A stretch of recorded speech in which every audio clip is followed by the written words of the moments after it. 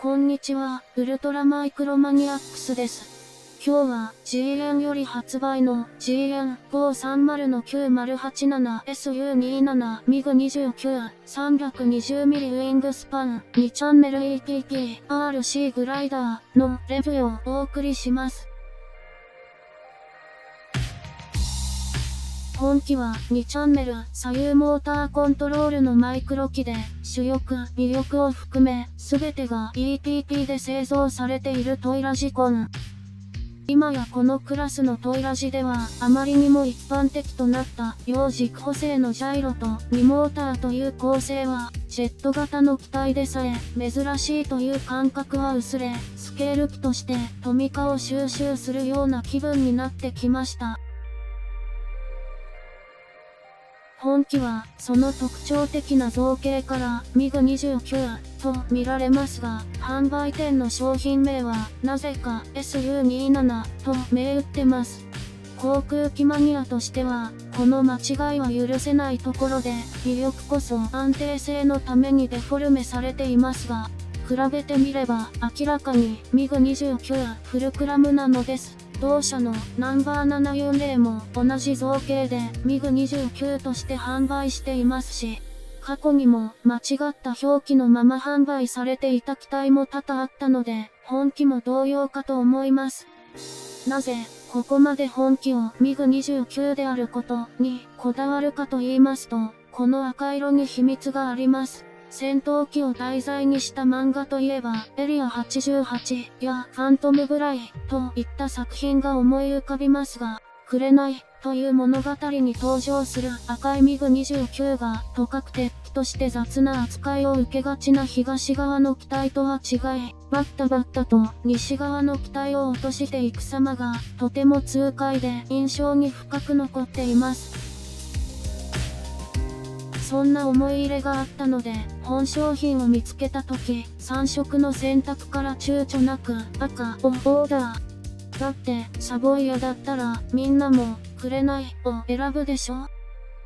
さて、話がものすごくそれましたが、モデリングの評価に行きましょう。本機は、ミコヤン MiG29 をモデルベースとするセミスケール機で、水平尾翼の拡大と交代角が浅くなってる以外はおおよそスケール通りの造形で EPP の苦手な細かいディテール再現にはこだわらず全体のシルエットを大事に作り込まれています。カラーリングは EPP ビーズの熱成形時に塗料を混ぜ込む工法なので赤色のまだら模様となっていますが、結果的に均一な単色ではのっぺりとしがちな現代の戦闘機に立体感を持たせることに成功しています。ただ残念なのはキャノピーまで同色の赤色なところでせめて黒塗りはしてほしかったところです。ラジオシステムは今回からフェイシオングコとトビクマと同じシステムを採用。一軸ジャイロ付きの受信機を含めて、トビクマ FX シリーズの OEM 供給だと思われます。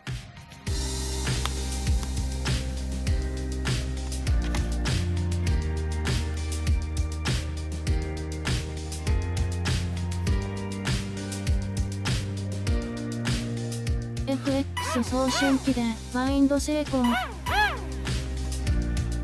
上位クラスの740も送信機の形こそ違いますが、プロトコルは共通。交互利用が可能なので、マルチモジュールプラスオープン TX が使えます。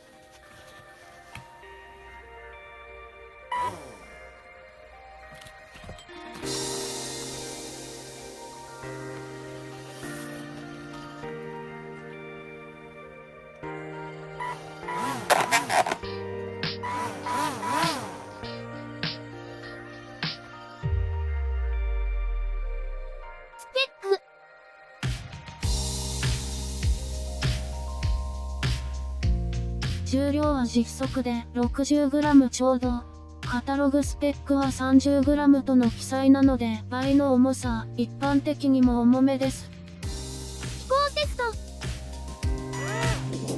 箱出し一発目は手投げで離陸。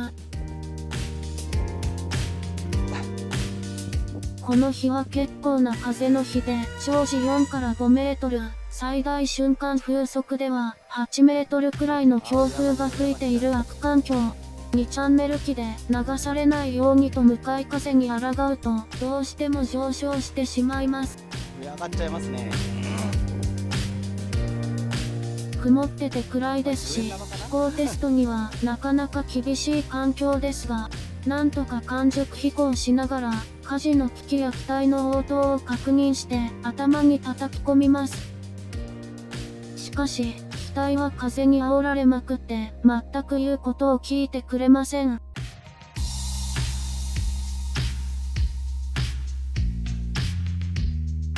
どんどん流されて、樹木の方へ行ってしまいます。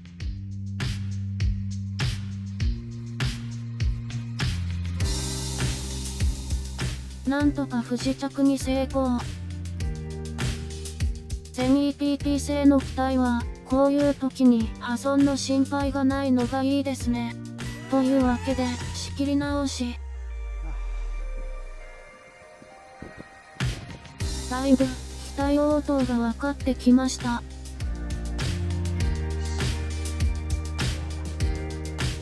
でも、この曇り空と風では、飛行性能を評価するまでには飛ばし込めないので、失敗上がっちゃった。今日は諦めて後日改めようと思います。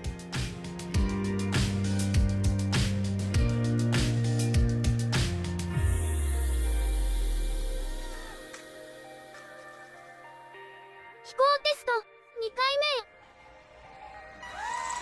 今回は風も穏やかな快晴、絶好の飛行日和です。滑走離陸も軽々と成功。機体重量はありますが、浮きはいい機体ですね。まずは、スローフライから。さあ、計測性能いいですね。若干、飛種が軽い印象がありますが、無風日にこのくらいの低速飛行するなら、ちょうど良い感じ。割と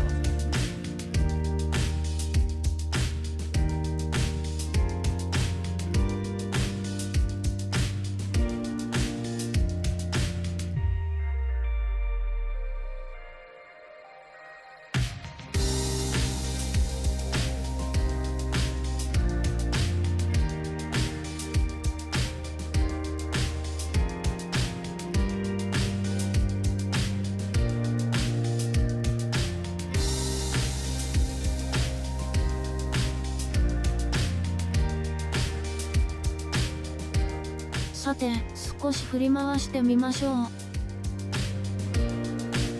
まずは、ループチャレンジ。わざとフゴイド運動を大きくし、勢いをつけます。ループはできないね。ダメでした。機体重量の割にパワーが足りず、上昇しきれません。チャレンジした後のフゴイド運動からの回復もちょっと大変。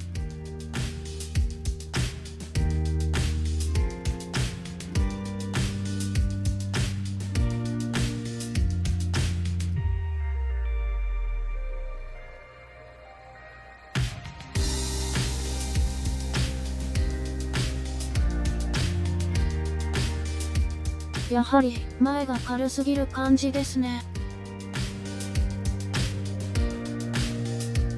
一度下ろしてバランス調整しましょう。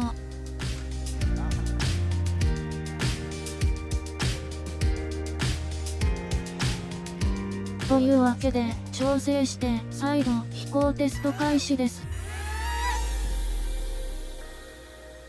ちなみに施した調整とはいつものバッテリーハッチに10円玉を入れるというもの。たったこれだけで驚くほど従順になってくれます。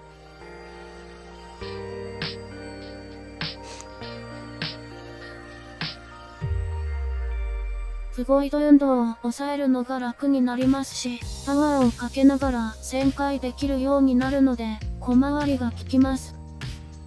ただ、上昇加工に関しては、機体の重さもあって、だるい感じです。そういうはあるんですね。鈍いですね。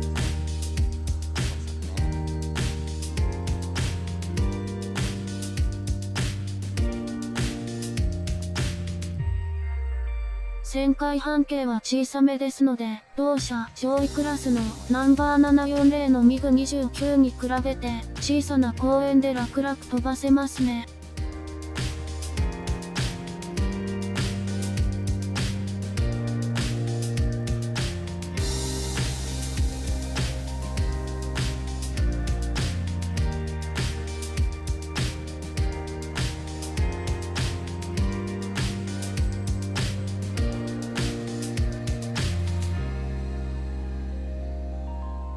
失速からの回復は容易で、タイム改革で速力を失って、ふらふらと機体がねじれながら落ちても、スロットルを上げさえすれば安定を取り戻し、回復してしまいます。ただ、エレベーターがついているわけではないので、回復にある程度の高度は必要ですから、そこは注意。あと、もう一点。同じ受信機のフライベア機ではあまり現れなかった現象なんですが、同一方向に舵を切り続けるなどでロールした状態を長く続けると、ジャイロがロール状態を水平と記憶するのか曲がりっぱなしになります。トリム調整の存在しない送信機と、この機体だからこその水平記憶だと思うのですが、ロール角によっては強い巻き込みを伴うので、同一方向に10秒以上の旋回を続けるのは注意です。そういう制御なんですよね。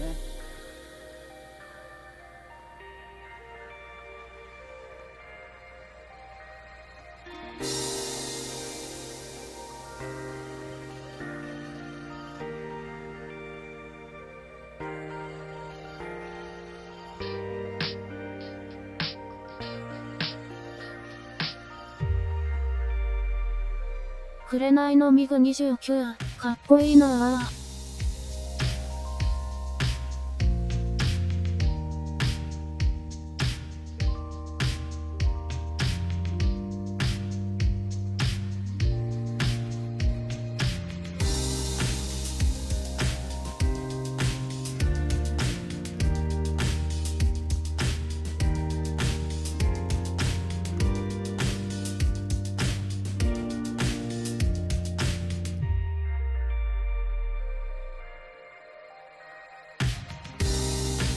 微風から無風微であれば、着陸もイージー、アプローチラインに乗せて、スロットルオフで降りてきます。